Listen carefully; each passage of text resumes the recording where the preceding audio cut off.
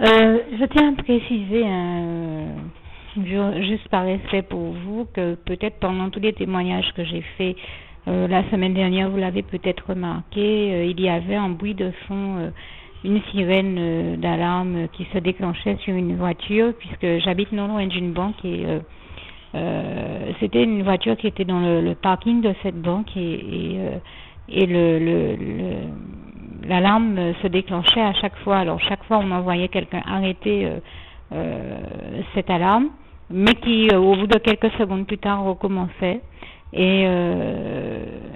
et donc, ce que je veux dire, c'est que le bruit de fond que vous entendez n'est pas le fruit du hasard que vous entendiez la semaine dernière et que vous entendez encore derrière moi, puisque c'est l'occasion pour moi de témoigner là encore que comme par hasard, ça n'arrive pas les autres jours de la semaine, c'est simplement les jours où le diable sait très bien que je vais témoigner de la gloire de Dieu. Nous savons nous aussi très bien qu'il ne supporte pas que la gloire de Dieu soit démontrée. Eh bien, comme j'entendais un pasteur le dire il n'y a pas si longtemps à la télévision, il dit bien sûr, nous savons déjà que le diable est celui qui fait du bruit ou qui essaie toujours de provoquer des nuisances, qu'elles soient sonores, visuelles ou d'une autre nature, de manière à essayer d'empêcher les enfants de Dieu de témoigner. Et si le pasteur en question en parlait, c'est parce que le diable était en train de lui faire exactement le même coup que celui qu'il me fait depuis plusieurs fois, hein, mais cette fois-ci encore,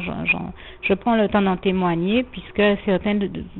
pourraient s'imaginer que, je ne sais pas moi, la musique qui est en fond sonore vient du fait que j'ai choisi cette musique-là comme musique d'ambiance. Très certainement pas. C'est simplement là encore une forme d'attaque du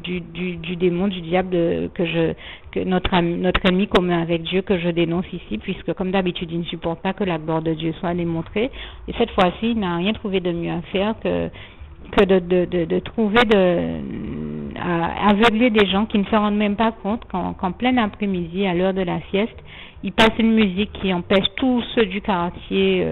qui voudraient se reposer de dormir, et bien sûr par la même occasion le diable en a profité, lui qui est toujours en train de chercher à pourrir la vie et le quotidien des gens, et à provoquer des nuisances sonores. Non seulement il s'est certainement dit qu'il allait faire d'une pierre deux coups, empêcher tout le quartier de faire la sieste, de dormir ou les gens de se reposer, puisqu'il est toujours celui qui cherche à voler aux autres leur repos, et à ceux qui peut-être voudraient faire tout comme moi, témoigner de la gloire de Dieu dans leur vie, puisqu'aujourd'hui nous sommes dimanche, que c'est un jour où nous aimons prendre plaisir à célébrer l'Éternel, à le louer, à témoigner de sa gloire. Eh bien,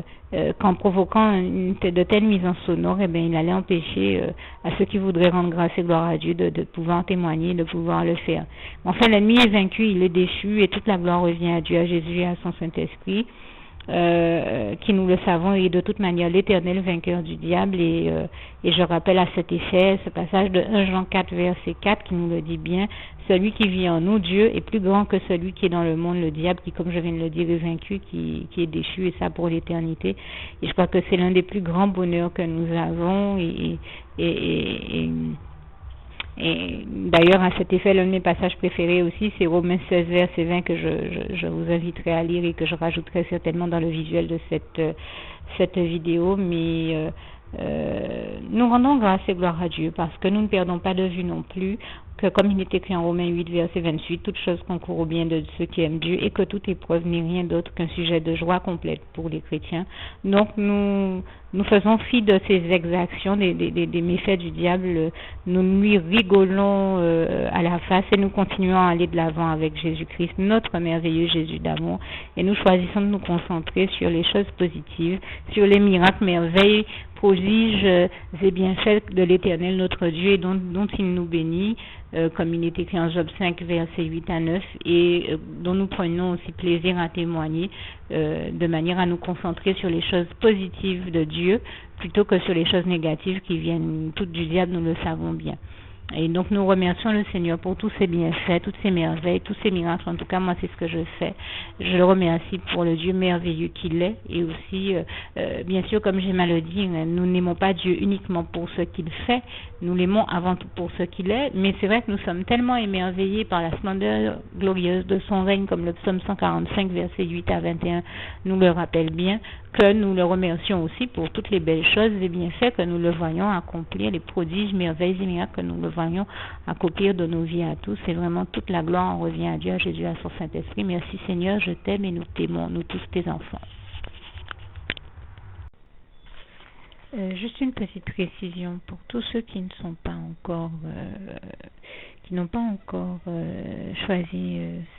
la meilleure des options qui soit, qui est celle d'aller se placer, de faire le choix à soi-même, d'aller se placer dans les bras d'amour de Jésus-Christ, pour se mettre à l'abri de ce monde cruel. Eh bien, je partage avec vous la prière par le biais de laquelle on y accède. Et commence par vous rappeler également ce passage de Jean 14, verset 6, où il est écrit que Jésus-Christ est le chemin, la vérité et la vie. Nul ne vient au Père, Dieu, sans passer par le Fils Jésus-Christ, bien sûr. Je le dis à ma manière, vous regarderez comme il est actuellement écrit dans vos Bibles là encore. Et donc, n'hésitez pas à ouvrir vos cœurs à Dieu, à Jésus, à son Saint-Esprit, à être sincère avec lui et à lui adresser la prière qui suit, à lui dire tout simplement, Éternel mon Dieu, Seigneur Jésus-Christ, moi, un tel, vous dites votre nom et votre prénom, je t'accepte aujourd'hui comme mon sauveur personnel, le seul maître et roi de ma vie. Je remets toute ma vie entre tes mains puisqu'elle t'appartient, Éternel mon Dieu, puisque tu l'as créée, cette vie. Donc tu en es donc le seul maître et propriétaire comme de tout ce qui existe dans tout l'univers. Je remets donc toute ma vie entre tes mains, je te la donne. Merci, Éternel mon Dieu, aussi de permettre que cette vie que tu m'as donnée continue à être à ta gloire et que je continue à te servir, à t'appartenir pour l'éternité, d'éternité en éternité. Merci aussi, Seigneur, de faire que je continue donc à te servir et à t'appartenir pour l'éternité, d'éternité en éternité. Et aussi, Seigneur, de m'accorder la grâce de ton pardon et de ta miséricorde pour tous les péchés que j'ai commis tout au long de ma vie, jusqu'à la date d'aujourd'hui incluse. Et c'est au nom puissant du Seigneur Jésus-Christ que j'ai fait cette prière. Et à vous tous qui avez fait cette prière, je vous dis que Dieu vous bénisse abondamment, puissamment, richement. Et surtout, n'hésitez pas à la partager avec tous vos proches et contacts, amis, membres de vos familles, collègues, bien-aimés, tous ceux que vous aimez, et surtout tous ceux à qui Dieu vous mettra à cœur, avec qui Dieu vous mettra à cœur de la partager. Et comme j'aime à le dire, si vous n'avez pas encore pris le temps de faire cette prière, comprenez bien que voilà, ça ne vous coûte rien de la faire, c'est gratuit, c'est indolore, et que voilà, vous n'êtes pas obligé de me croire, mais moi il m'est arrivé tout comme vous de devoir faire cette prière un jour dans ma vie, et quand on m'a proposé de la faire, je me suis dit, et si c'était vrai, et si c'était vraiment Dieu qui, par ce biais-là, m'appelait à lui et me demandait de lui donner ma vie, de l'accepter, c'était Jésus qui était en train de vraiment me tendre la main et qui était en train de me demander de l'accepter comme mon sauveur personnel, je ne pourrais pas passer à côté de l'occasion de lui dire oui, parce qu'il faut aussi que je reste ouvert ou ouverte à ce que Dieu peut avoir à me dire. Il faut que je garde mon cœur et mon intellect ouvert à ce que Dieu peut avoir à me dire. Donc je me suis dit, je ne peux pas courir le risque de passer à côté de mon éternité, de passer à côté des meilleures choses de la vie, surtout si le maître et créateur de la vie m'appelle et cherche à me sauver. Pour être sauvé, il faut bien que je lui dise oui, que je souhaite qu'il me sauve. Oui, Seigneur Jésus-Christ, je t'accepte comme mon sauveur personnel. Et c'est le sens de cette prière. Et comme je dis, elle ne nous coûte rien à faire. Et puis surtout, moi je vous dis, du jour où je l'ai faite, j'ai vu changer ma vie en mieux sur tous les plans. Et donc je crois que ça ne vous coûtera rien, ça ne vous coûte rien vous non plus de la faire et puis d'expérimenter, de regarder comment les choses vont se dérouler dans votre vie, de regarder Jésus changer votre vie en mieux, à vous aussi. Et d'en faire l'expérience. Et pour en faire l'expérience, il faut commencer par faire cette prière. Donc si vous ne l'avez pas encore dite, réembobinez tout simplement cette vidéo ou ce document si vous préférez, réécoutez-le et dites avec moi la prière que vous m'avez entendu mentionner. Et n'oubliez surtout jamais que